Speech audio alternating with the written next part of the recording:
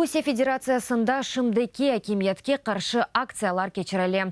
Мухалиф Алексей Навальныйның тарафдарлары 200-ден зияде шерде акцияларны кечірмек үшін аризаларны берген еді. Тедбірнің ярышы ұғынлаштырылмаған. Сабадан берлі Владивосток мерkezінде полиция кефальны тутып алды.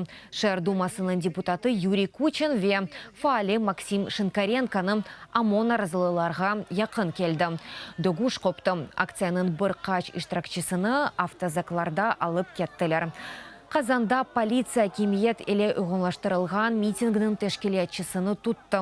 Хатырлатам, март 26-сында кечірілген акцияларда мемлекет бойынша юзлерже адамны тұтып алдылар. Чоқысыны низам құруйжы органларының хадимлеріне күч қоллануы үшін апис еттілер. Бүгін июнің 12-сінде Русия Федерациясында Русия күні қайдетілі.